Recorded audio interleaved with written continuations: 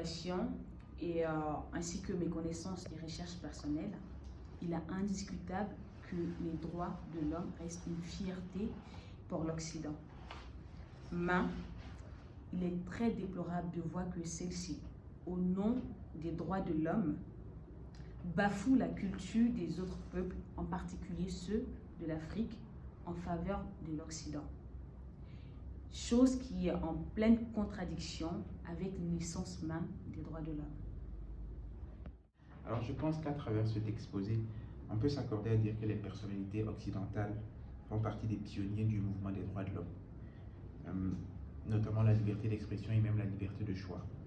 Par contre, aujourd'hui, on se rend compte que l'unicité d'une culture n'est acceptée que si celle-ci ne va pas à l'encontre de l'idéologie européenne. Et ça, bien sûr, ça va à l'encontre immédiatement des droits de l'homme eux-mêmes. Alors, les valeurs qu'on retrouve dans d'autres pays, comme les pays africains ou asiatiques, sont et vont rester différentes de celles des pays occidentaux.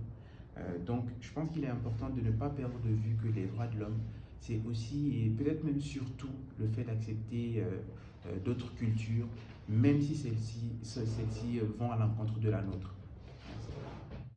Alors, au vu de cette présentation, et bien sûr, selon mon bagage culturel, bien qu'intellectuel, il est indéniable d'affirmer que les droits de l'homme font état d'une référence par excellence dans les pays occidentaux, compte tenu de leurs nombreux patrimoines culturels aussi bien que politiques.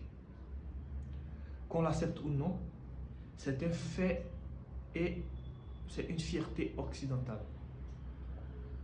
Cependant, au vu de l'équivoque et des différentes dérives que nous rencontrons dans le monde moderne du XXIe siècle, force est de constater que l'Occident oppresse la culture des autres pays au détriment de leur culture locale.